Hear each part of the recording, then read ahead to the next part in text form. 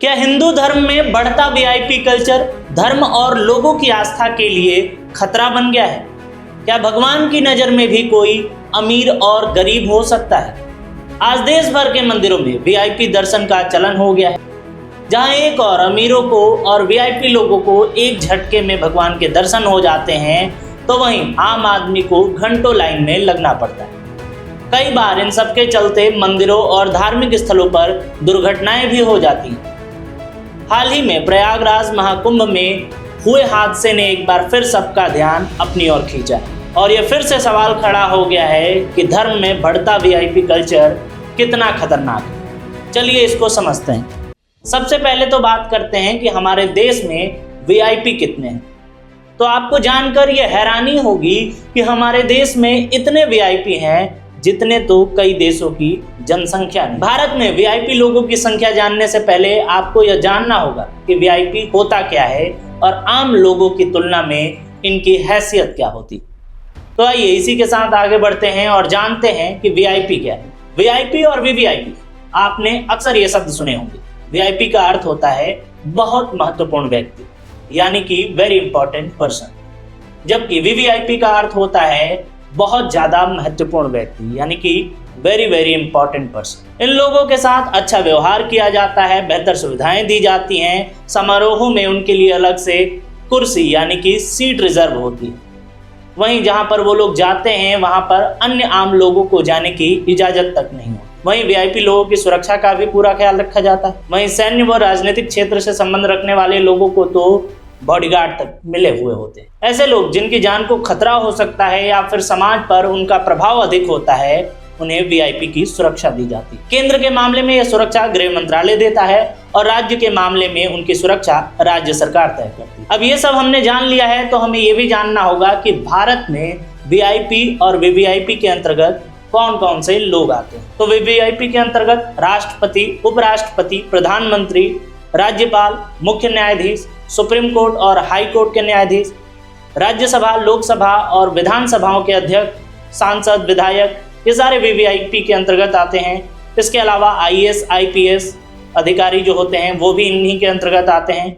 वहीं विधान पार्षद, निगम पार्षद, ग्राम पंचायत सदस्य, सेलिब्रिटी, मीडिया कर्मी, ये सब भी वीआईपी के अंतर्गत आ जाते हैं और इनकी सुरक्षा की जिम्मेदारी भी अलग अलग मापदंडों पर तय की जाती है। वीवीआईपी कैटेगरी से जुड़े लोगों की सुरक्षा की जिम्मेदारी इंटेलिजेंस ब्यूरो आईबी के अधिकारियों को होती है, जो कि गृह सचिव या गृह मंत्री के द्वारा तय की जाती है। वहीं कई बार राज्य सरकार के सिफारिशों के आधार पर भी वीवीआईपी सुरक्षा प्रदान की जाती है। भारत में वीवीआईपी स्थिति का आकलन व्यक्तियों को प्राप्त सुरक्षा के आधार पर किया जाता है।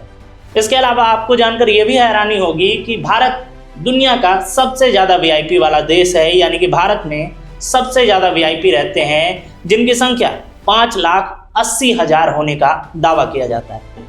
हालांकि यह आंकड़ा आधिकारिक नहीं है, अनुमानित है, लेकिन यह आंकड़ा कई देशों से बहुत ज्यादा है। लेकिन आज हमारा सवाल वीआईपी होने से नहीं है, बल्कि धर्म के क्षेत्र में बढ़ता वीआईपी कल्चर है, जिससे लोगों की आस्था पर सवाल खड़े होते हैं कि क्या भगवान की नजर में भी कोई वीआईपी और कोई आम हो सकता है? तो इसका जवाब है नहीं। फिर क्यों?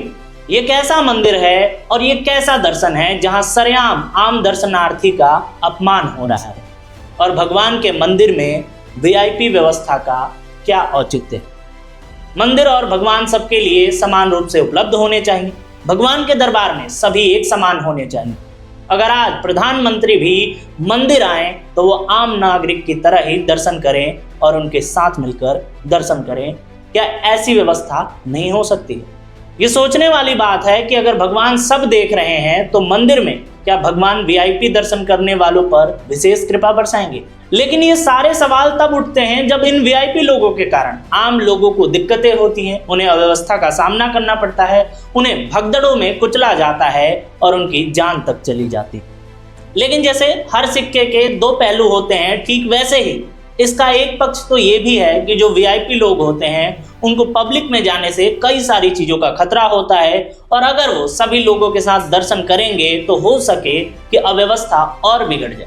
उदाहरण के लिए समझिए कि अगर कोई सेलिब्रिटी किसी मंदिर में आम लोगों की तरह दर्शन करने जाए तो क्या वह आसानी से दर्शन कर पाएगा? तो इसका जवाब है नहीं।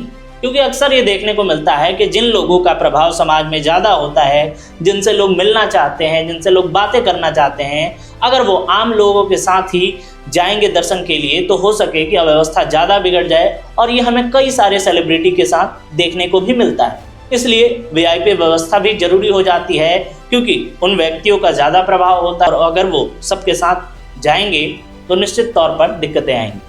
दरअसल वीआईपी व्यवस्था भी केवल उन्हीं मंदिरों में होती है जहां भीड़ अधिक लगती है। जब आप ऐसे मंदिरों में एक आम व्यक्ति की तरह जाएंगे तो आपको एक ऐसी भीड़ में शामिल कर दिया जाएगा जहां आपको स्वयं अपने अस्तित्व का बोध ही समाप्त हो जाएगा। आप अपने आप को किसी भेड़ बकरी से अलग नहीं पाएंगे। इस स्थिति में आपको घंटों तक एक लंबे गलियारे का चक्कर लगाना होगा। मूल मंदिर के अंदर तो जाने की सोचिएगा भी मत। मंदिर के द्वार पर ही आपको मात्र एक क्षण के लिए टिकने नहीं दिया जाएगा। अब चलिए आपको बताते हैं कि हमारे देश में किन मंदिरों में दर्शन के लिए सबसे ज़्यादा भीड़ लगता है। तो सबसे पहला नंबर आता है शिरडी साईं बाबा का मंदिर। भक्तों और पर्यटकों का शिरडी में तांता लगा रहता है। इस मंदिर का प्रबंधन श्री साईं बाबा संस्थान ट्रस्ट द्वारा किया जाता है और मंदिर में प्रतिदिन 60,000 से भी अधिक लोग दर्शन के लिए आते हैं और विशेष अवसरों पर यह संख्या 2 से 3 लाख तक बढ़ जाती है। इसके अलावा भारत में कई और मंदिर हैं जहां पर भीड़ सबसे ज़्यादा होती है। तिरुमाला तिरुपति वेंकटेश्वर मंदिर, यह भारत का सबसे प्रसिद्ध मंदिरों में से एक है जहां रोजाना सैकड़ों श्रद्धालु आते हैं। जानकारी के अनुसार तिरुपति मंदिर में 60 से 70,000 श्रद्धालु प्रतिदिन दर्शन करते हैं। वहीं अयोध्या का राम मंदिर, जो कि 500 वर्षों के उपरांत बना है, यहाँ पर भी काफ़ी संख्या में श्रद्धालु दर्शन के लिए आते हैं। यह हिंदू धर्म का प्रमुख मंदिर है, जो कि उनके आराध्य श्री राम का मंदिर है और रामनवमी जैसे पर्व पर तो यह संख्या अधिक बढ़ जाती है। इसके अलावा वैष्णो देवी मंदिर, यहाँ पर भी हर साल लाखों की संख्या में श्रद्धालु दर्शन के लिए आते हैं। जानकारी के अनुसार यहाँ पर भी रोजाना 30 से 40,000 दर्शनार्थी दर्शन के लिए पहुँचते हैं। यह मंदिर अपनी पौराणिक मान्यताएं रखता है। उसी की मान्यता के अनुसार वैष्णो देवी मंदिर के दर्शन के पश्चात वहाँ पर स्थित भैरव मंदिर का भी दर्शन करना जरूरी होता है। इसके अलावा अन्य मंदिरों की बात करें तो स्वर्ण मंदिर अमृतसर का, जो कि सिख समुदाय का सबसे उल्लेखनीय और धार्मिक केंद्र वाला मंदिर है। स्वर्ण मंदिर भारत के सबसे प्रसिद्ध और व्यवस्थित मंदिरों में से भी एक है। जानकारी के अनुसार स्वर्ण मंदिर में भी प्रतिदिन 40,000 से ज़्यादा श्रद्धालु दर्शन के लिए आते हैं। इसके अलावा जगन्नाथ मंदिर, उड़ीसा के पुरी में स्थित जगन्नाथ मंदिर भी भारत के सबसे व्यवस्थित मंदिरों में से गिना जाता है। यहाँ पर भी रोजाना 30,000 से ज़्यादा श्रद्धालु दर्शन के लिए आते हैं और यह मंदिर अपनी रथ यात्रा के लिए भी प्रसिद्ध है और जगन्नाथ यात्रा के दौरान तो यहाँ पर लाखों श्रद्धालु पहुँचते हैं। इन प्रमुख मंदिरों में भीड़ की वजह से भी अक्सर भगदड़ और अव्यवस्था की खबरें आती हैं, जिनसे कई बार लोगों की मौत की भी खबरें आती हैं। हालिया घटना की बात करें तो प्रयागराज का महाकुंभ याद आता है, जहाँ शाही स्नान के दौरान भगदड़ मच गई थी और कई सारे लोगों की जान चली गई और कई सारे लोग लापता हो गए। पुलिस के अनुसार अखाड़ा मार्ग भीड़ बढ़ने के कारण यह हादसा हुआ था। पुलिस ने बताया कि भीड़ की वजह से बैरिकेड टूट गया था और इससे वहां आसपास नीचे सोए श्रद्धालुओं पर अन्य लोग चढ़ गए। हालांकि यह पहली बार नहीं है कि महाकुंभ में इस तरह की भगदड़ में लोगों की मौत हुई। 1954 में कुंभ मेले में भी 800 लोगों की मौत हो गई थी। आज़ादी के बाद जब पहली बार कुंभ मेला आयोजित किया जा रहा था तो यह भारत के लिए एक ऐतिहासिक घटना था, लेकिन इस घटना ने त्रासदी का रूप ले लिया।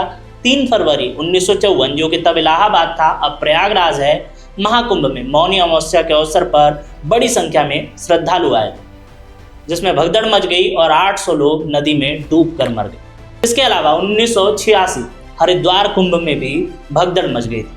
1986 में हरिद्वार के कुंभ मेले में एक दुखद भगदड़ मची थी और इसमें भी करीब 200 लोगों की जानें चली गई।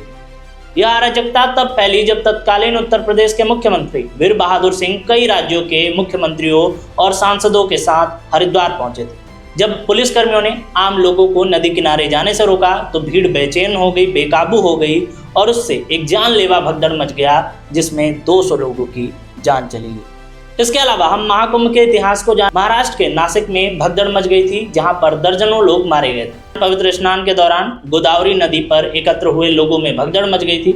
महिलाओं समेत 39 लोग मारे गए थे और हादसे में 100 से अधिक लोग घायल हो गए थे। इसके अलावा 2013 में भी इलाहाबाद स्टेशन पर भगदड़ मच गई थी। 10 फरवरी 2013 को कुंभ मेले के दौरान इलाहाबाद रेलवे स्टेशन पर फुटब्रिज ढह जाने के बाद एक बड़े पैमाने पर अफरा तफरी मची थी, जिसमें 42 लोगों की जान चली गई और 45 लोग घायल हो गए थे। लेकिन इन सब घटनाओं को याद करने के पीछे का कारण है कि आखिर हमने अपने अतीत से कितना सबक लिया।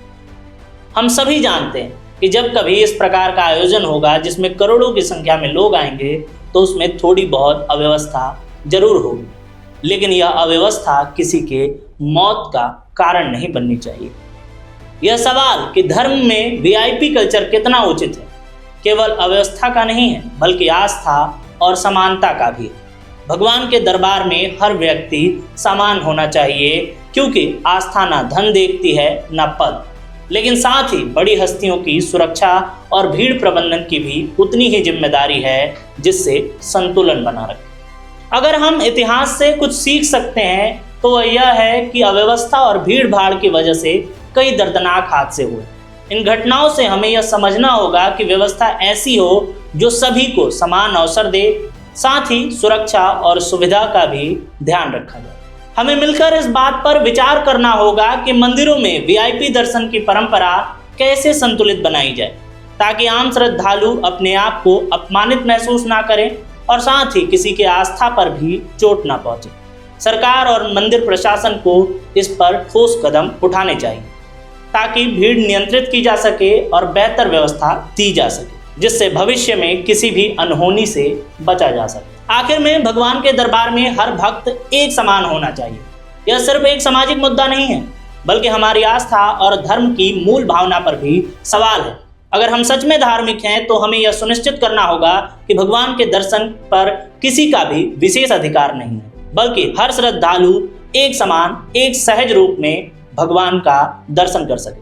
आप इस मुद्दे को लेकर क्या सोचते हैं? वीडियो के कमेंट बॉक्स में अपने विचार जरूर रखें और ऐसी ही ताजा तरीन खबरों को देखने के लिए देखते रहें द हॉक। धन्यवाद।